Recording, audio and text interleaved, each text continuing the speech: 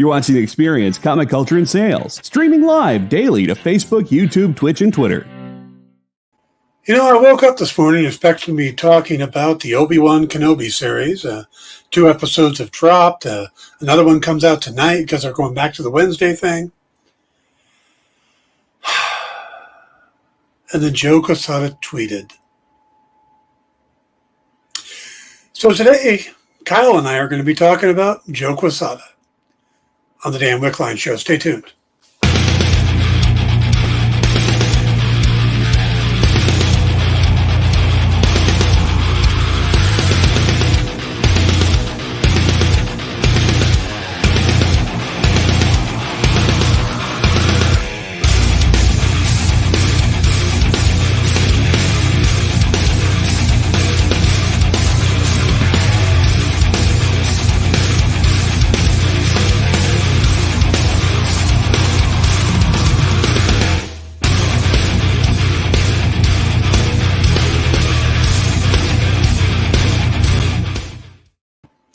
Hey everybody, welcome to the Dan Wickline Show here on The Experience.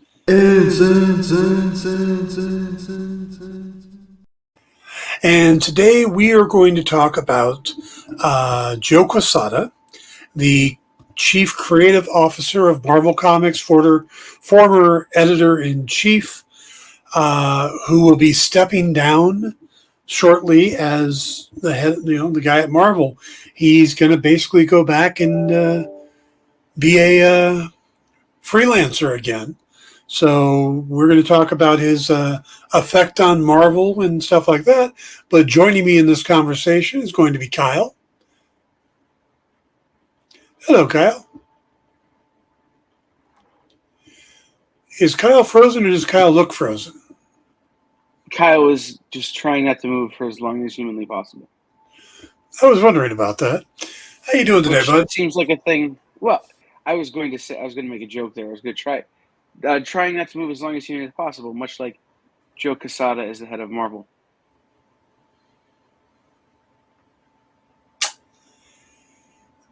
Okay.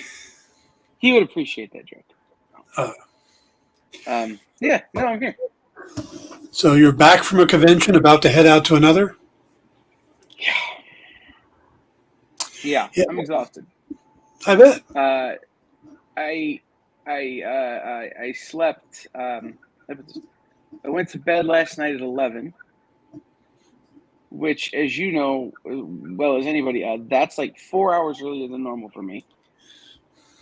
And then slept till 11, which is like 3 times the normal amount of sleep that I get.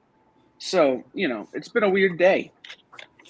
I'm fairly sure we could rename this entire channel Lack of Sleep or The Sleepless, and it would fit, because I have a feeling that's just about everybody who works on this show, because I've gotten calls at 11 o'clock at night from Nick, who's 3 hours ahead of me.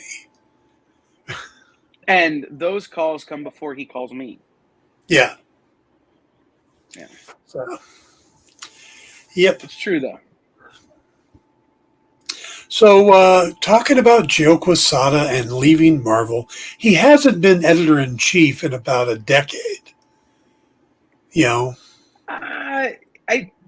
one of those things, is that his title, right, as vice president and creative director, like, what is that if not editor-in-chief, right? Like, it's like... Yeah. I think in a lot of ways he was kind of similar to Jim Lee over at DC. When Dan DiDio, the equivalent is Axel Alonso now. You get a guy with alliteration names and you put him next to a guy who's really known for doing great covers. And then you run your publishing company. Right. It seems to me like Joe was a little more maybe than Jim Lee was under Dan DiDio. Where Joe was a little more businessy and less creative-y, I guess is the word we need. Like, Jim Lee was publisher, but he was still chief creative officer and art director and, you know, doing that kind of stuff. Whereas Joe Quesada was more, hey, I got to go meet with the Disney brass kind of thing. Yeah, he used to make trips out. He was part of the infamous Marvel Council that this MCU or the Marvel Studios had to meet with all the time. So right, it's like the Council of Sherlocks. Yes. Or the Council of Ricks, or the Council of Reeds, or the Council of Wells. It's been used a lot. Yeah. The only creative use of that I've seen is Phil Sevey, the artist on the frieze.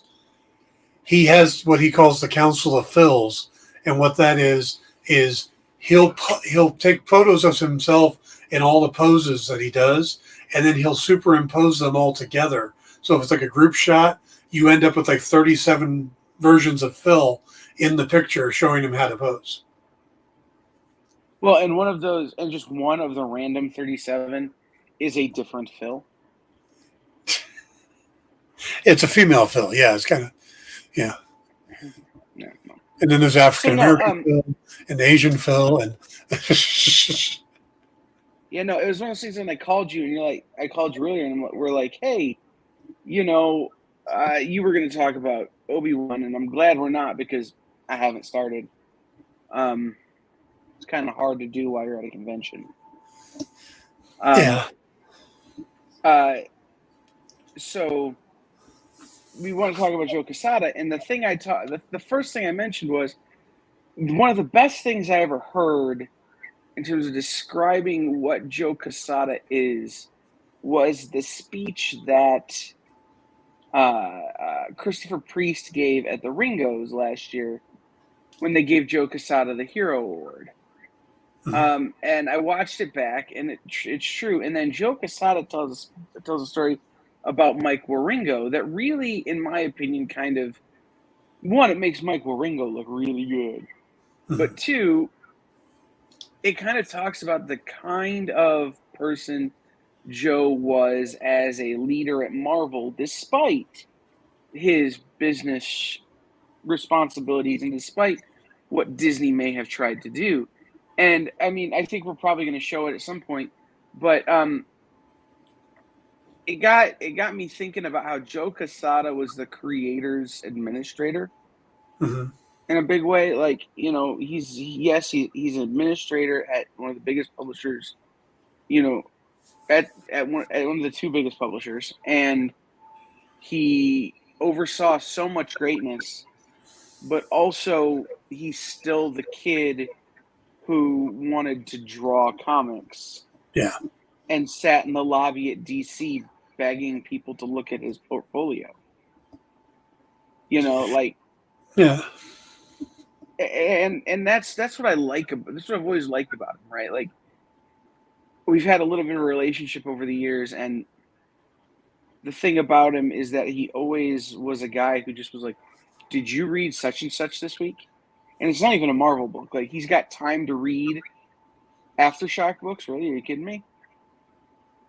You know, he was that guy. He was always the guy who was reading and who knew what the industry was doing, even if he couldn't do it himself at Marvel. Yeah. And that's an important part of doing his job, is seeing new talent come up, seeing where the trends are going, the types of stories that are getting people's attentions. I mean, to work in the business side of this industry, you've got to know the industry. As it's funny, as creative talent, most writers that I know, and a lot of comic artists I know, really don't read comics anymore.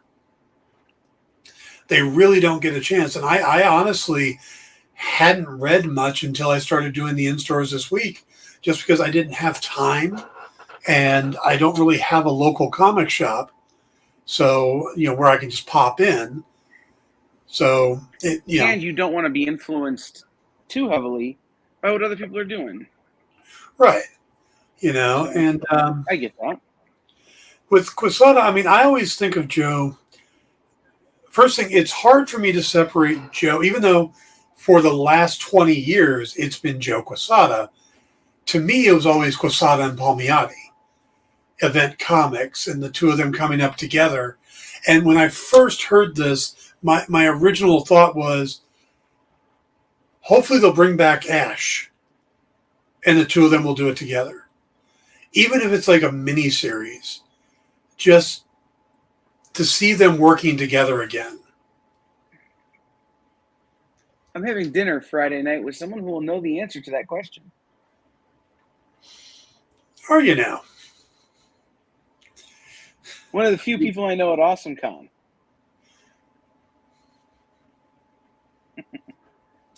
Nice. I'm sure Amanda will be able to tell me the answer. Yeah, say hi for me. Yeah, I will. No, Jimmy's a sweetheart, and yeah. But, I reached out to them and said, "Hey, I see you're gonna be at AwesomeCon. I'm gonna be there too, and I don't know anybody else who's gonna be there. Do you want to food?" And Jimmy said, "You're speaking the language of my people." And the rest is kind of history. We've got a reservation somewhere. So. Yeah, but I don't know much about Jimmy prior to Event. I know he did some covers for Valiant in the early days. I don't know if that's where he got his start, or if he was on indie books, or I haven't. The news came so quickly, I didn't get a chance to do a lot of research into it. As a none, Tuesday's my super busy day. So I'm just going off of memory. But I do remember him doing Valiant covers. And then when Image took off and started, Event Comics happened. Which I always thought was interesting that they didn't go into Image. They wanted to do it on their own. Jimmy was already an inker at Marvel when Joe showed up. Right. He was inking some other stuff. Joe Quesada shows up, and Jimmy starts inking Joe's pencils. And they work together, and that's where Event Comics came from. Jimmy started at Marvel. Joe started at DC. Ironically, under Christopher Priest, at the time as Jim Owsley. So it was one of those things. It's like one of the things you could say, and I think this is pretty true of the comic industry as a whole, right? Is you might start your own way. You might start out alone, but it's pretty easy and pretty quick that you find somebody and we work well together. Let's pair up and go do this other thing, and let's do that. And then all of a sudden, it's everybody's, 2 degrees of Kevin Bacon. Right.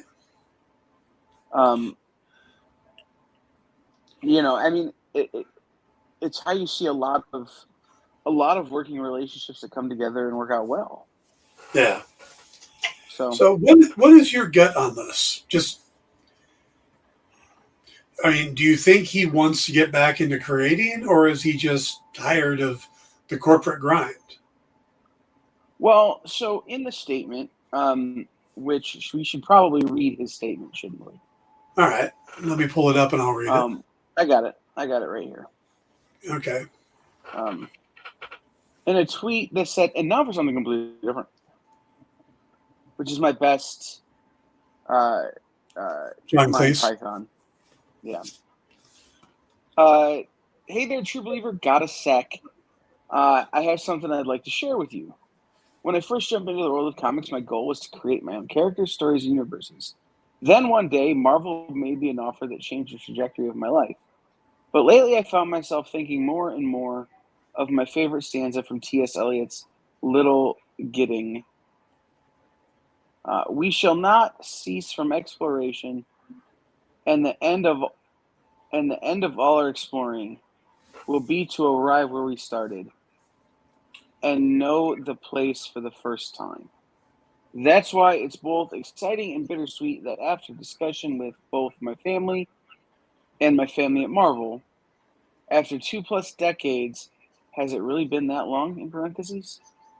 The time has come for me to move on.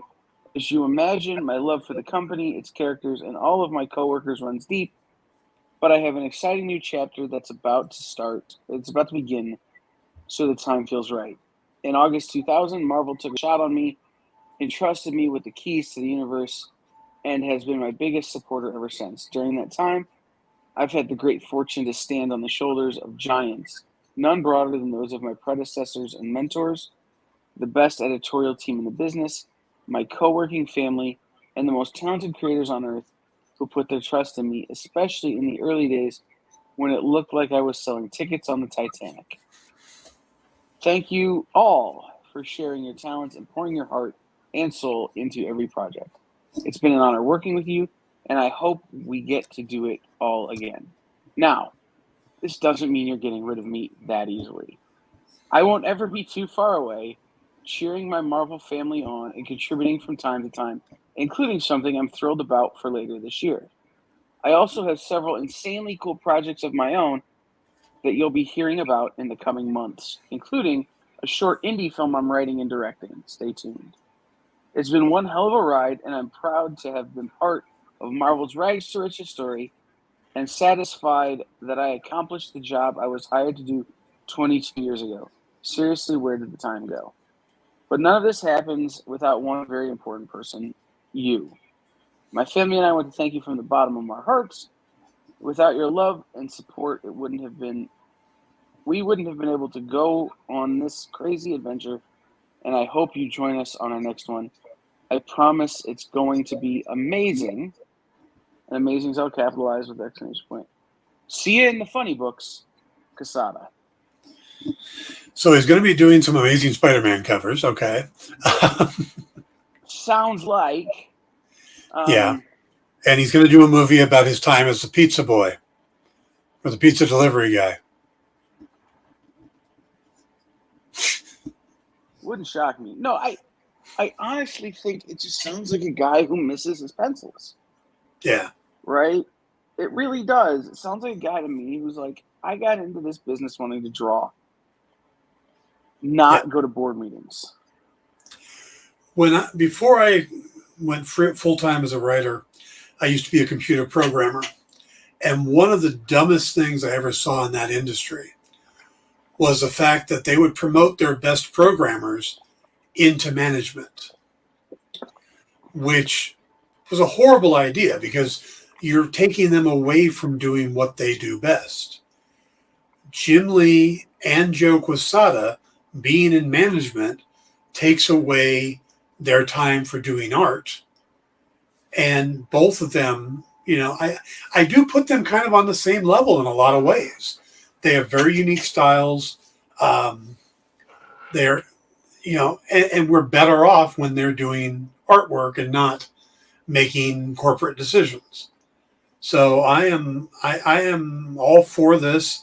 And if it means that every couple of months I'm going to get some new Joe Quesada artwork, absolutely awesome. Yeah. I think that when you look at those two particularly, Jim Lee is really good at making business decisions when it comes to art. Mm-hmm. Right? He's really good at saying, oh, this artist is the future. And then giving them a platform with which to be that guy. Right. I think Joe Quesada is much better at saying, oh, this content is super strong. Let's find a way to make it bigger. And in the same vein, we kind of talked. He kind of mentioned it. It's when he got the job, Marvel was bankrupt. Mm-hmm. Like they had just sold Spider-Man, the dumbest thing anyone's ever done in this industry. Yeah, stock was going for $1.15 a share. Right. Why we don't all own many, many stocks of Marvel is literally because Joe Quesada. Oh, no, mine is because I couldn't get my account set up on E-Trade at the time. I was trying to buy and failed. I was really sad about that, and I hate that you brought that up. I was 12. So, it's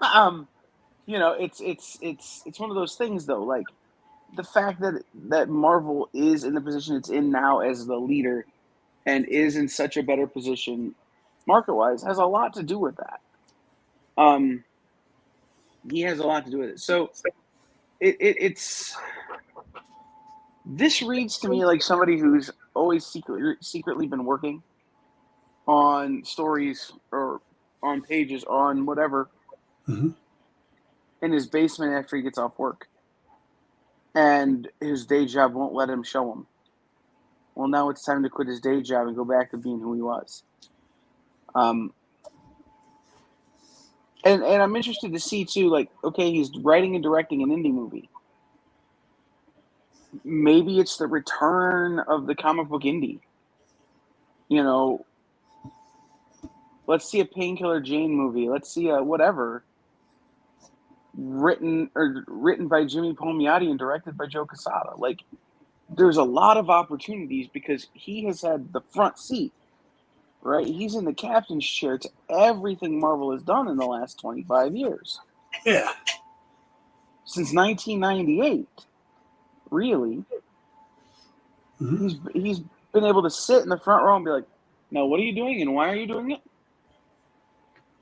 He's gotten to meet all the Hollywood people, and he's connections like crazy.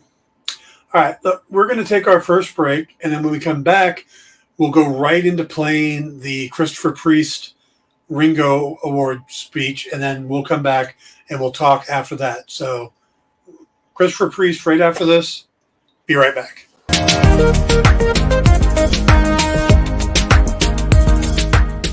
Thanks for tuning into The Experience. Help us out and hit subscribe over on YouTube and click the bell when you do. Need some help? Scan the QR code in the bottom corner.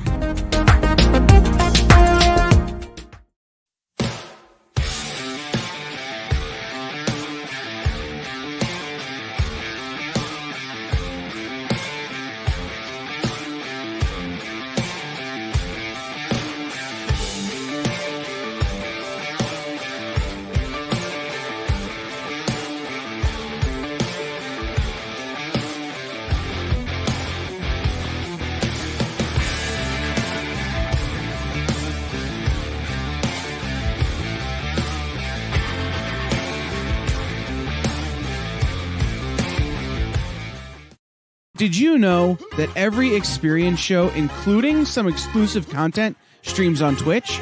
Check it out, twitch.tv/the_EXP. Or just scan that QR code.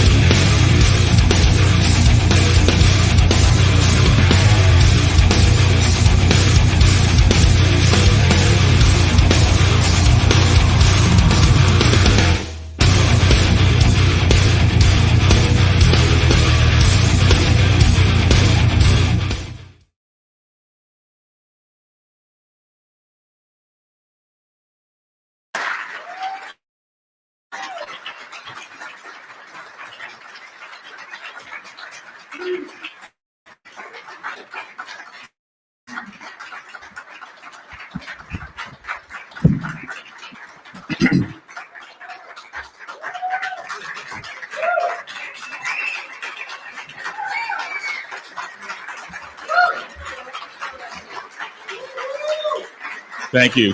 I appreciate it. Let the church say amen. Let the church say amen again. Before we get started, I have a brief announcement. Official memo from DC Comics. From, date October 23rd, 1990. From James Owsley, editor, DC Comics, extension 846. To Terry Cunningham, Dick Giordano, Bob Greenberger, Roger Rivera. I would like to establish a penciling rate for Joe Quesada Quesada of 75 big dollars a page. Joe is an extremely talented newcomer who shows a lot of promise. I would like DC to review his performance in 6 months and consider him for a more substantial pencil rate. I would also like to establish Joe's pencil cover rate at $110. Please let me know if there's any problem. Thank you very much.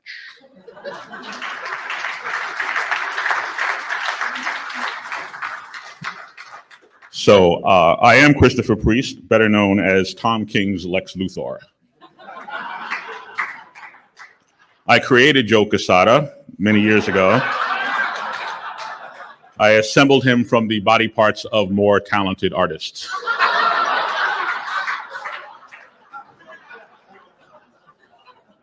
If any of you read the Ray comic book, the Ray series that we did, I based a lot of that character on Joe. When I met Joe, he looked like the Ray. He was this skinny kid, broke, girl problems, lousy apartment, anything you read in the Ray. You know, maybe not the scene where he takes a bath with his clothes on, but I don't know if he did that, but pretty close. But he was just this great guy, and I immediately saw the potential in him, and he just showed up at exactly the right time. It's one of these stories. It's one of these things you can't make up. Where like I had nothing to offer him when we showed up at DC, but while he was in the office, I had an artist call up and he started making all these demands. And I won't tell you who the artist is. Well, maybe if you catch me in the hallway, But this artist called me up and he wanted a bigger dressing room or something. I don't know. He was making these demands, things I couldn't give him. And I said, I'd like to give it to you, but I can't. Well, if you can't do that, I quit. I said, you quit? He goes, yeah, I quit. And I went, oh, okay. And I hung up the phone and I sat there for a minute. And I went, hey, is that Quesada kid still out there in the hallway? And it began this beautiful relationship. Okay, so about 8 months ago, I was in a dollar store and I was standing in line to pay for something. I don't know. And there's this little kid, about 8 years old, and here's his dad, and they're in line in front of me. And there's this cover story with the late Chadwick Boseman on the cover. And the child is he's going on and on about Black Panther and how he loves Black Panther and Black Panther, Black Panther. So I look at him and I go, well, Jimmy, I created that character. And the father turns around and looks at me and he's like, what an awful lie to tell to a child.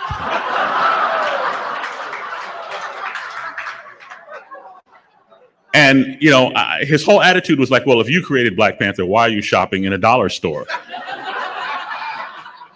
And my reply is like, because I work for Marvel.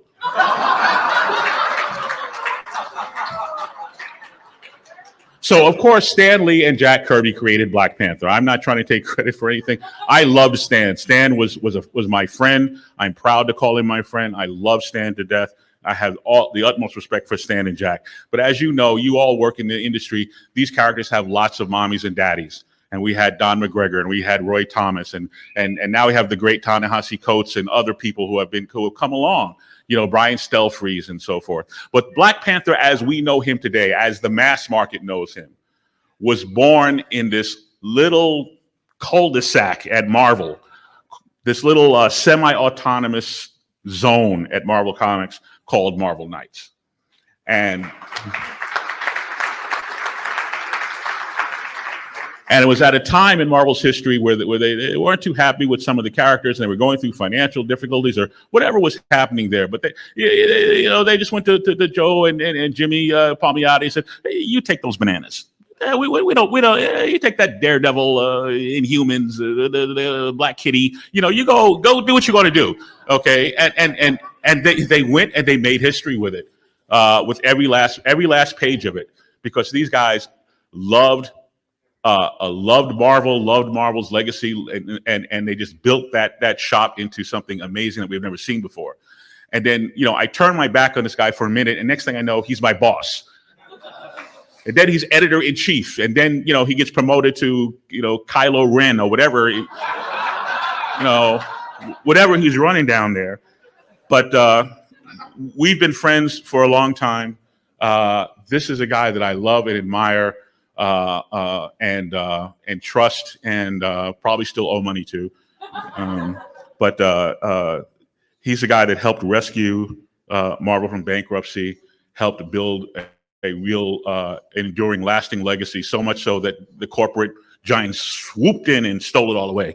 But we're really grateful to have him. He's a giant in the business. He's my friend. And now he is the recipient of this Lifetime Achievement Award, which is around here somewhere. And I would like everyone to just kind of recognize my friend, Joe Quesada.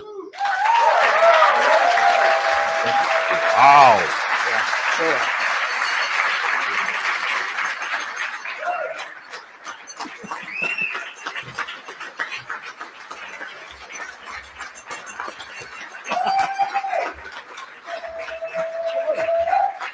Big shot.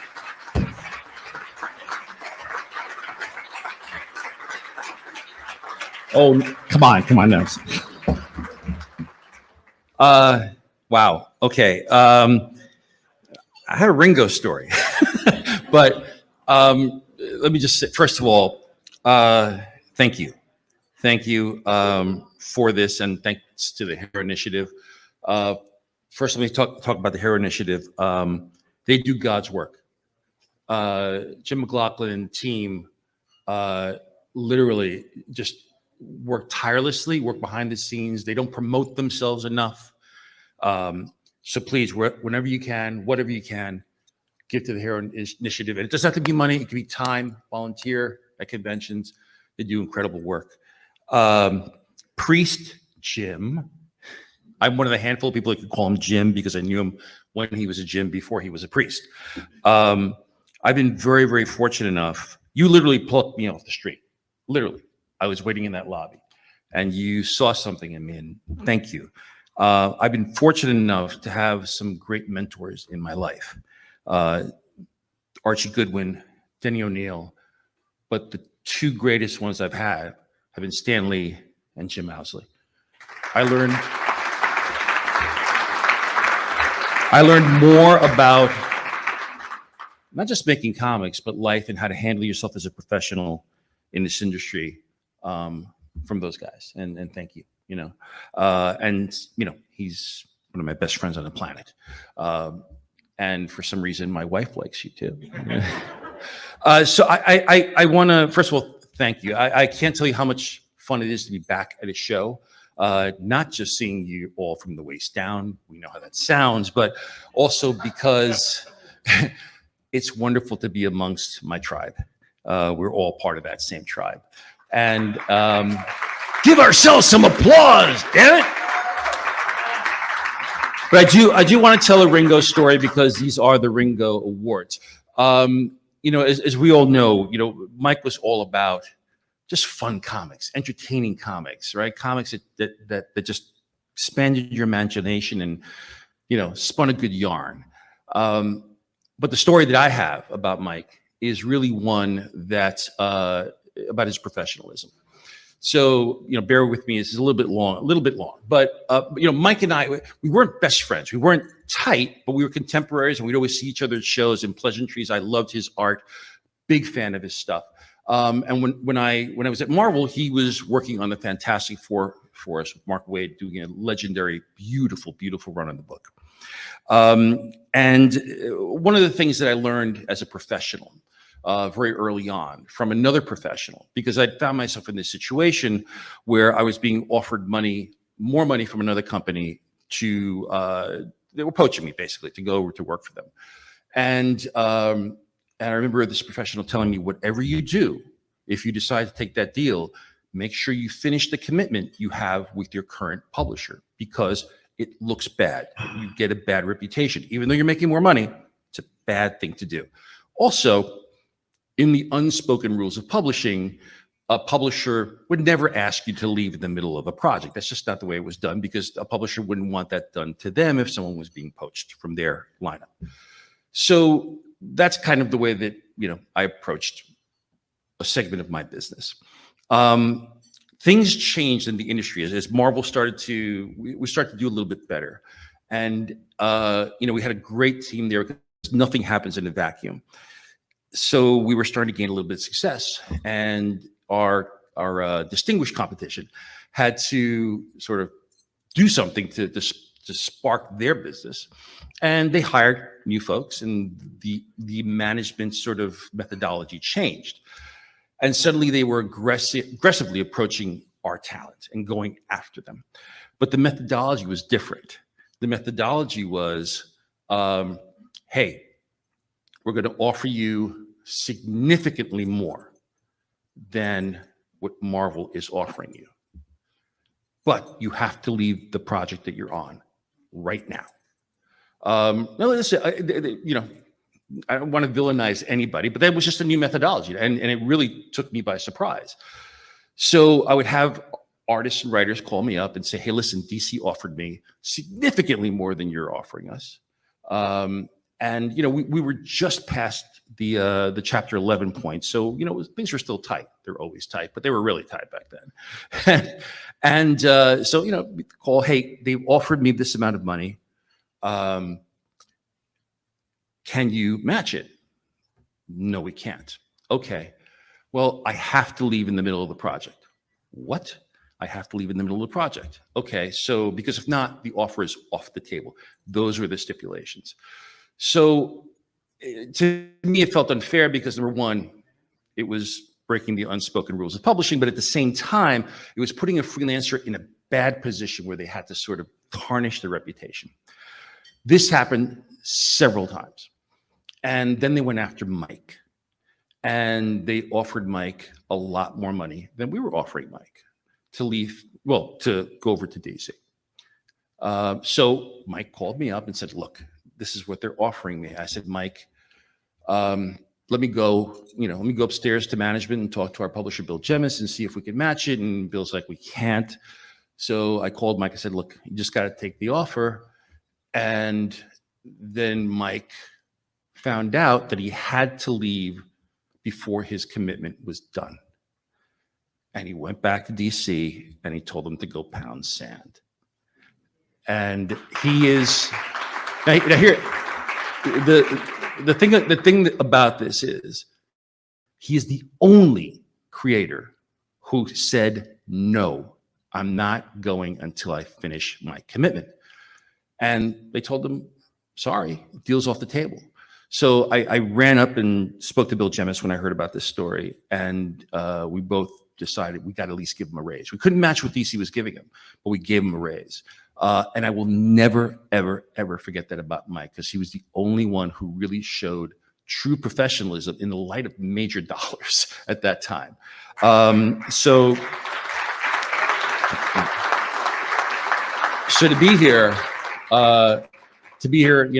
at the Ringos, to be here accepting this at this dais, it brings back those memories of Mike, and I think aside from the fun comics that he put out, the beautiful illustrations, and just being an all-around great guy, we should not.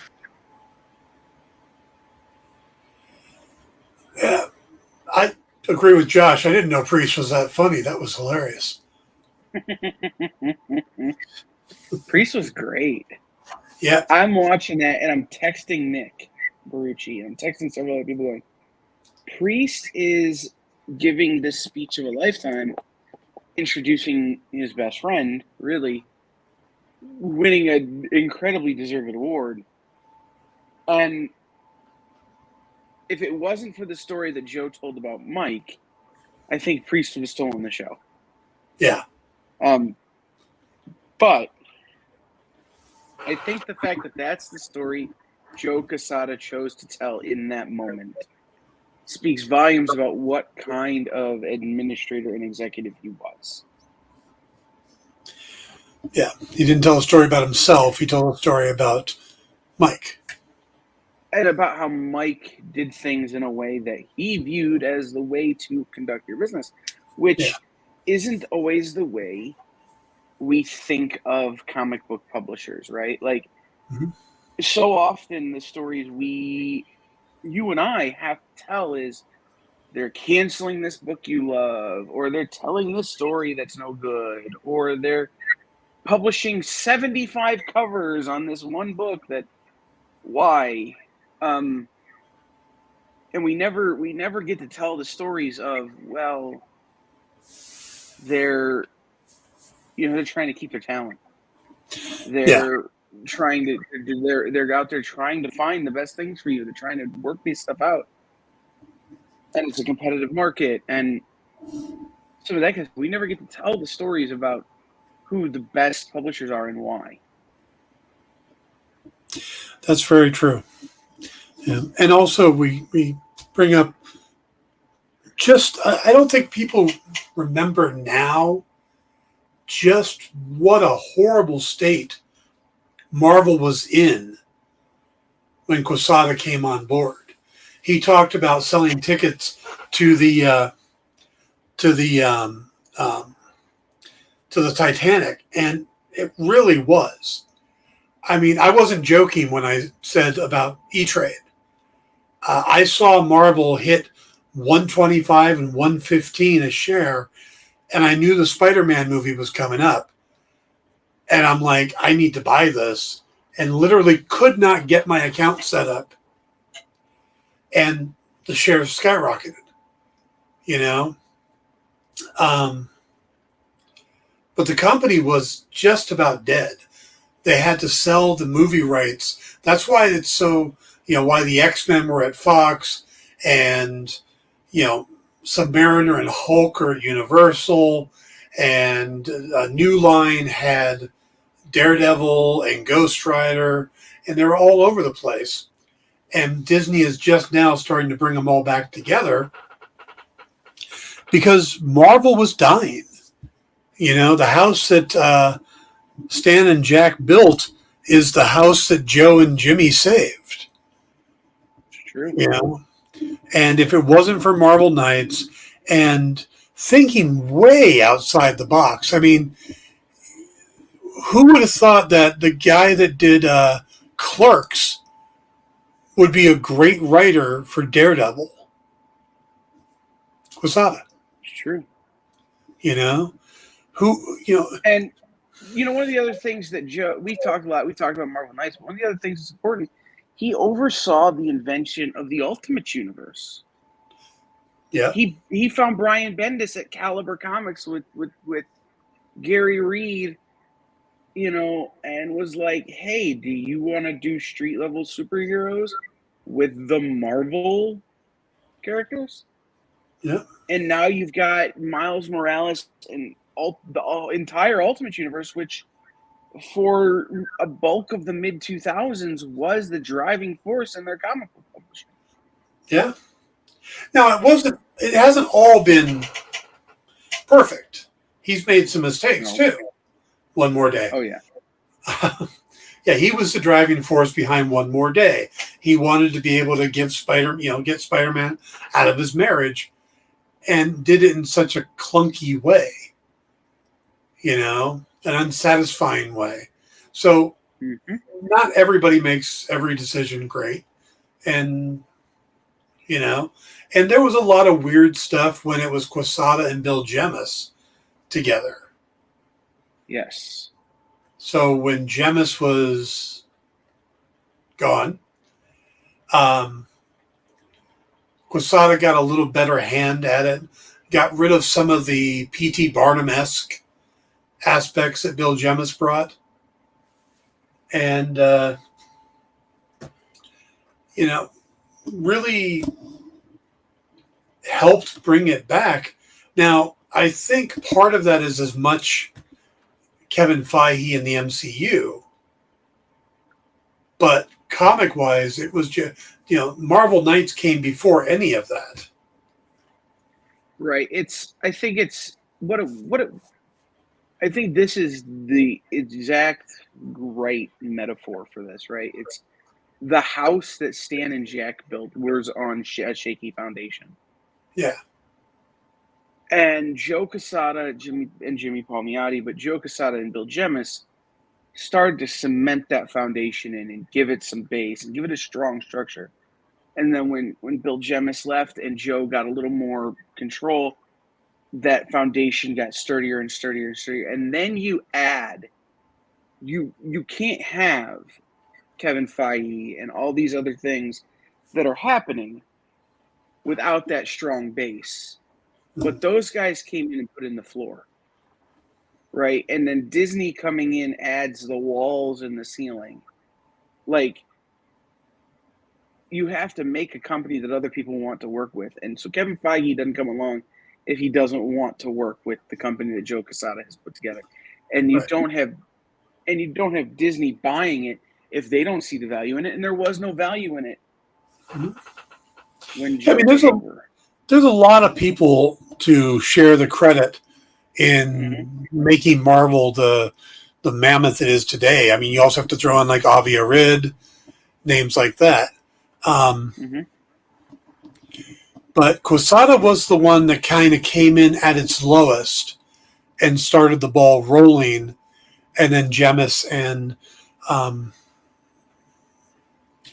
it's pretty interesting to see what a guy who I remember at the time loving the Marvel Knight stuff, but when he became the head guy, it didn't make a lot of sense to me because I didn't see the experience where the experience was to run a publishing company. Event didn't do much. I mean, it put out a handful of books. You know, I don't even know how many, but Painkiller? Did Painkiller Jane start at Event as well? I'm not 100% sure. Yeah. So, you know, I didn't see it, but somebody did. Somebody saw it and kept it rolling, and Marvel is better off for it. You know? All right, we got to do another quick break. We'll come back. We'll talk a little more about Joe right after this. Stick around. Get the inside scoop and everything happening at the experience every week. Join our mailing list by scanning the QR code at the bottom of the screen and then watching your email inbox.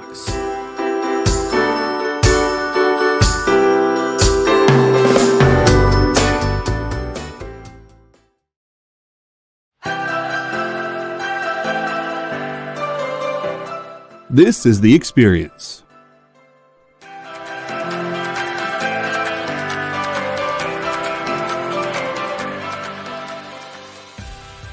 Good afternoon, everybody. Hey there. Hi there. Ho there. You're as welcome as can be. Hi, I'm Nancy McCann. Welcome to Friday Night Live on The Experience. Welcome, everybody. It's Fat Jack's Comic Crypt. Brendan, Al, Jason, hanging out. There I am. Welcome back to Kicking It with Henry, folks. I am your host, Henry Kumpa. It's great to be here with you guys. So we are going to talk about books that are in stores this week. Hi, everybody, and welcome to Mishmash. Hello, and welcome to the Black Comics Universe, presented by Peep Game Comics. And you gotta love it that the first people in the minute to skim it are creators. Up, everybody! Welcome to another Wednesday Warriors. My name is Joey Galvez, and this is my pal Ambrosia. Hey, everybody! Welcome to Space Cadet. Hey! What's up? Welcome, everyone, for another episode of I Must Ask You a Question. Hi, everybody! Welcome to Nerd News Now. Hey, this is Rex. Welcome to Comic Collectibles. Hey, hello, all you happy people. Welcome to the Dan Wickline Show. Hi, everybody, and welcome. Is the crazy show that we do on Thursdays called What's in the Box? What's in the Box? Comic culture and sales.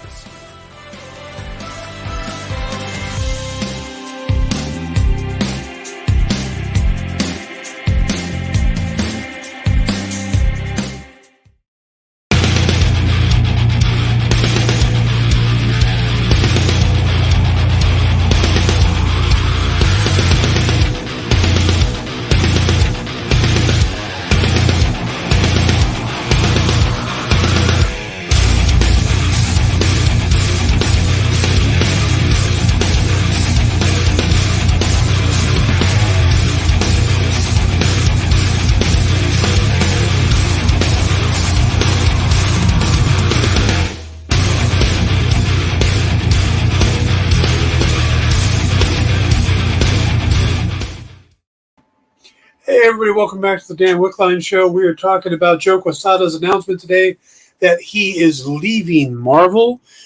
Josh, I say you're right. I'd say he might not have had the publishing experience, but he had the sense of new tone that comics were heading to make things feel fresh and desirable. He ushered in a new era. He definitely did. At this point, in the wiki, I was during the break. I was reading the Wikipedia page for Event Comics, and it maybe is telling that I could read the whole thing during a 2-minute and 35-second commercial break.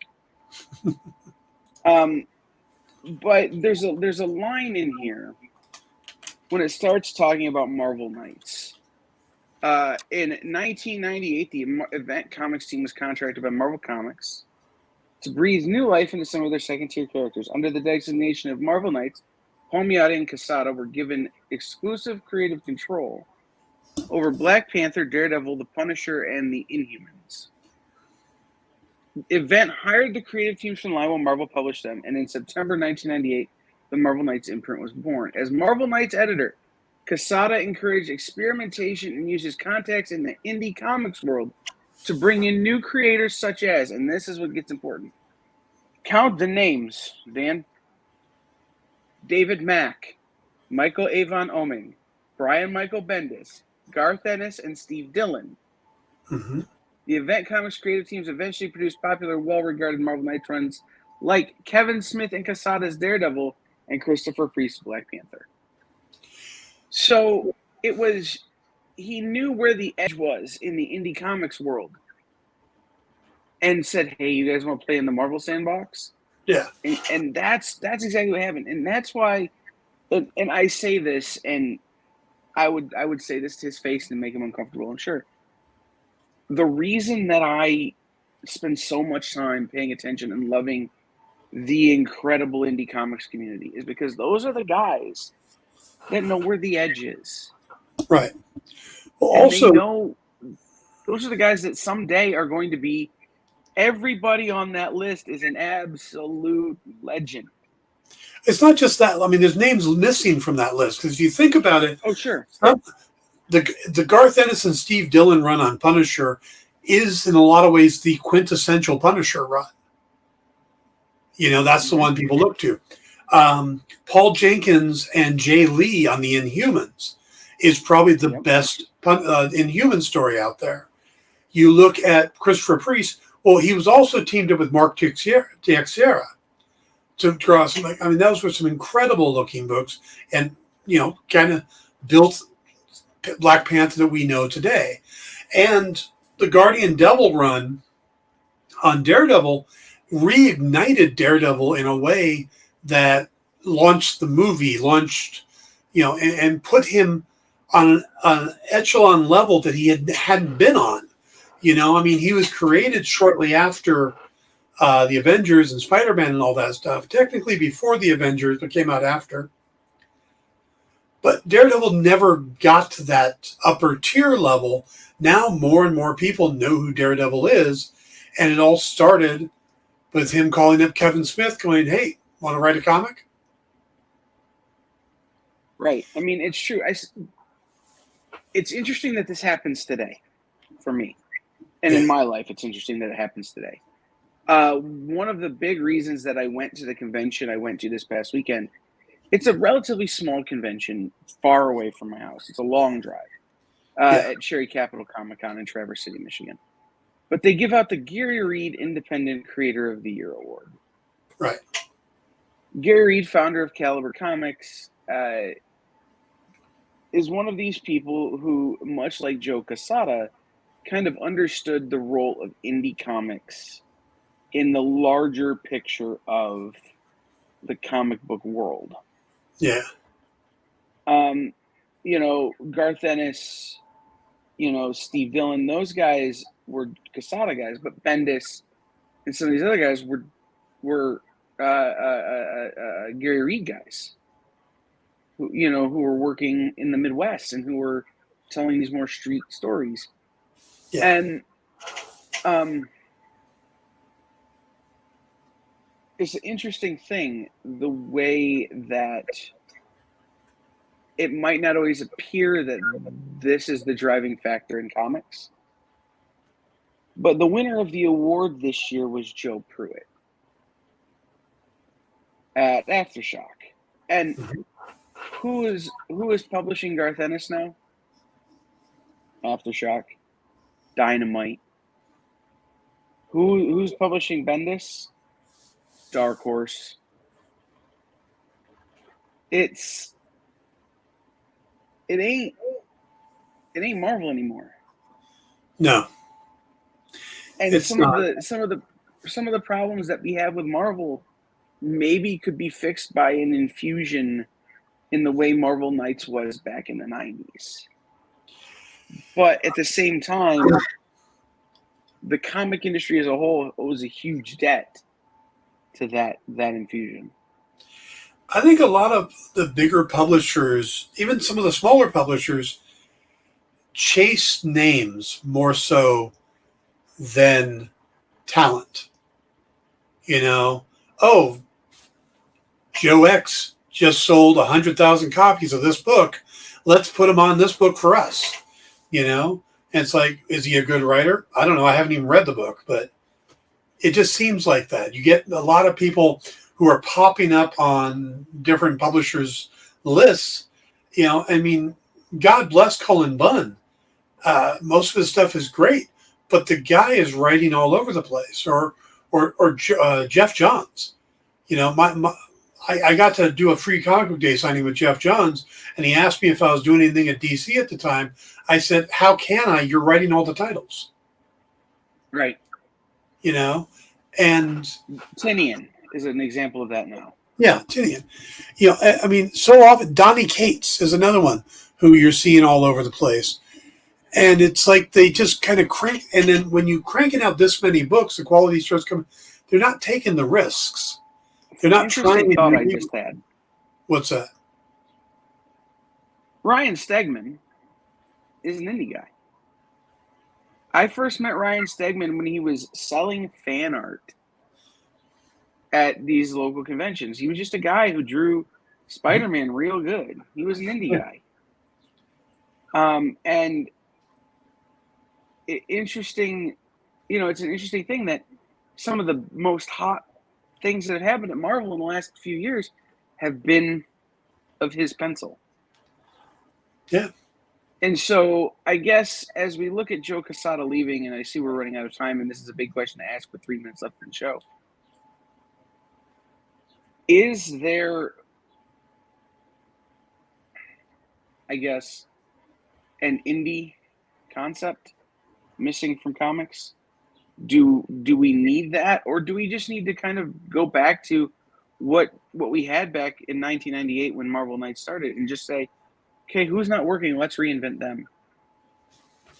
I think the problem is you can find indie books like Aftershock and Vault and stuff that are doing those kind of titles, but the other companies are so focused on the bottom line, and you can't blame them for that because it is a business. But Marvel was about dead and went, I don't know, let's try giving these books to them and see what happens. They were desperate. And maybe another publisher will end up in that state again. But right now, it's corporate accountants deciding things. You know, what's the name of the, what are the names on the book? Is the, you know, who's the writer, who's the, and even the artist thing doesn't seem to matter as much anymore. You know, you see a lot of these companies pulling in these artists from, you know, all around the world that don't really have a name. And then when's the last time you see, you know, a lot of these other better known artists are relegated to cover artists, which to them it's fine. They like doing covers, but you know, when's the last time we saw a fully drawn Jim Lee or Joe Quesada book or, you know, I mean, a lot of these artists, Brandon Peterson, you know, just some of these guys that were huge in the 90s, you know, Michael Golden. Michael Golden still is an amazing artist. Why doesn't somebody have him do a book? Right. You know, and it's probably price, it's probably cost. You know, we can get a cover from Peterson, and then we get interiors by someone else, and Save some money. I don't know. Yeah, I think it's great that Joe is going back into the indies and doing his own thing. Yeah. And I'm worried that it's an end of an era in publishing. I think you may be right. And I wonder how much longer Jim Lee will be at DC. You know, kind of get that vibe. Can you imagine those two guys starting a company together? Oh, I just want them to do a book, like two characters that are interacting, like if it was a Superman Batman book, but two characters interacting, one drawing one book, one drawing the other. I'm just saying, those two guys with their insights and their knowledge coming out and going, hey, we're starting an imprint. Everybody better run and hide. Yep. All right, guys, we're going to have to wrap it up there. We're actually going to run into, I don't remember what's on Tuesday after me. The lunch hour. The lunch hour? Break. Yeah, Jay and I's break to eat dinner. Oh. Imani will be back on the air soon. He's had some family stuff that's preventing him from doing shows right now. That should be resolved in the next few weeks. Okay, so if we go a few minutes over, it's not bad. So yeah. Yeah, just my pizza gets a little cold. C.B. Cebulski is the editor-in-chief at Marvel now. Be right back, Dan. Okay. He's had some interesting history. I know there was the thing with him using a fake name, which isn't a bad thing in the industry, Christopher Priest.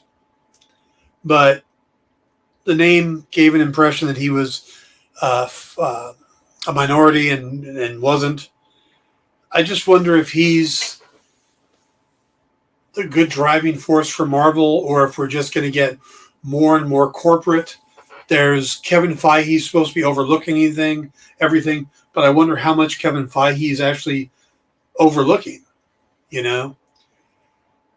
So I think this is great news for Quesada fans.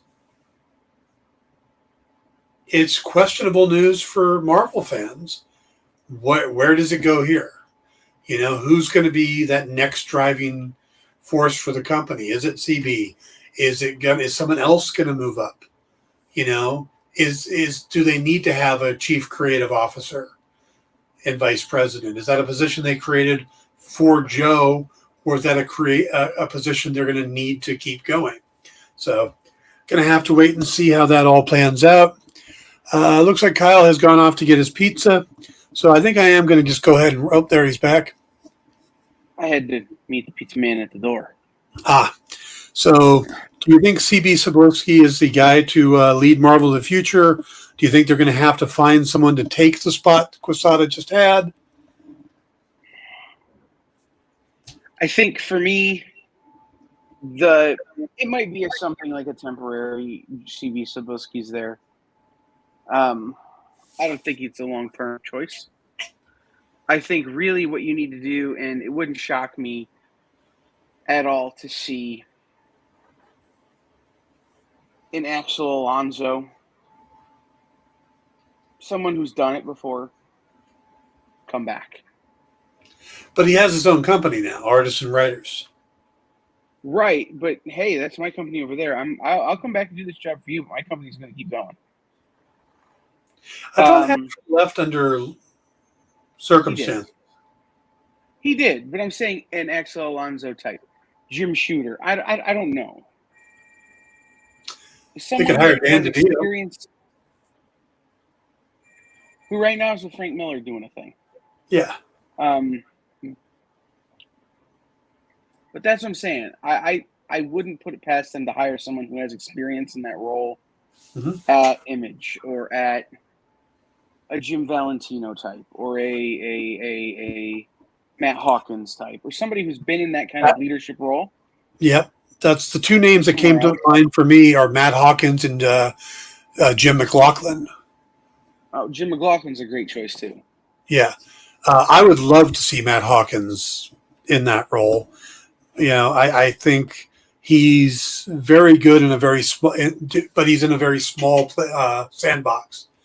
I would love to see him in a bigger sandbox, especially since I play D&D with him. Means I can finally get some Marvel work. But Josh says you have to wonder if Quesada saw the writing or saw Disney encroaching on the publishing side and got other else's way. I don't think that's it, man. No, I really don't. If this was at DC, this was happening. Sure. Fahey has been overseeing Marvel, quote unquote, for a while now. And I don't see a lot of changes. I don't see a lot of the books suddenly, Miss Marvel needs to have her powers changed to what we're doing in the show. And Moon Knight needs to have this costume now because that's what we have in the show. You don't see a lot of it dictating down. If anything, I think there's a lack of... Marvel really should have an imprint that specifically ties into the MCU for people who are interested in the movies, don't really read comics, and that could be their bridge into them. And they've dropped the ball on that. But then so has DC with, that's been one of my big complaints. And my big complaint has been be the comics or be nothing. So it's definitely not that. In the sense that I don't think Disney is saying to Marvel, hey, you can't make Daredevil the way you want to make Daredevil.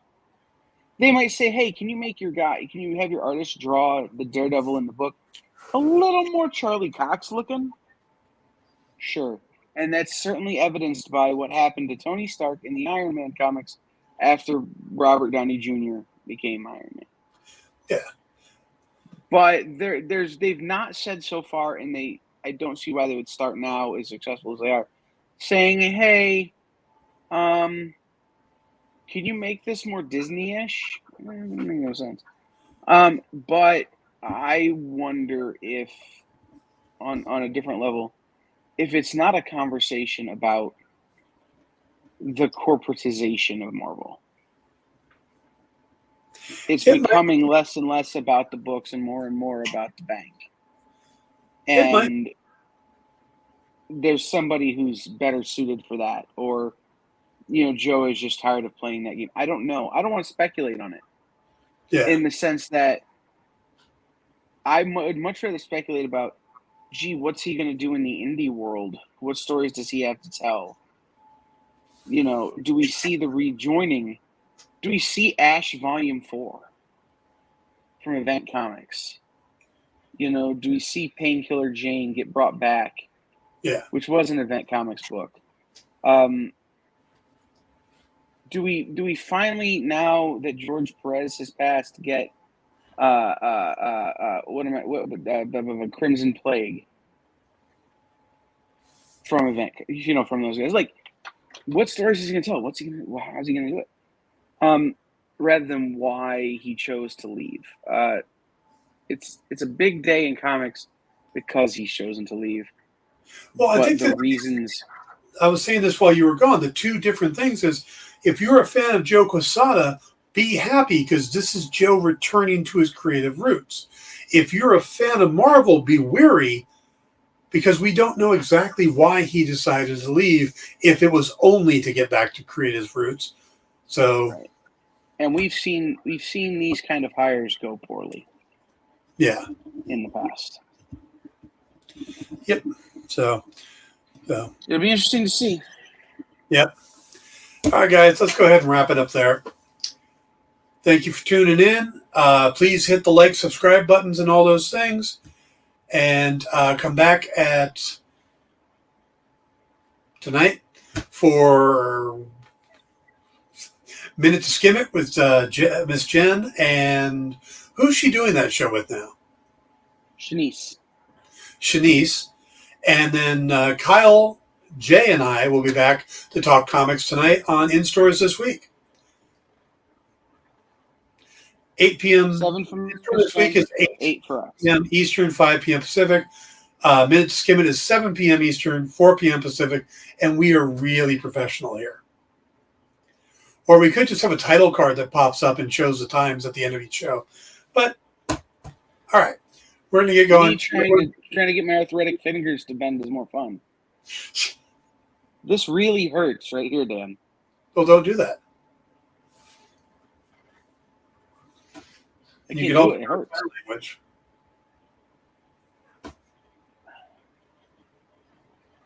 No, I'm good. Good night, everybody. See you in a few hours.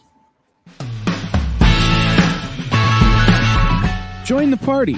Head over to our link tree to find all the links for everywhere the experience is all the time.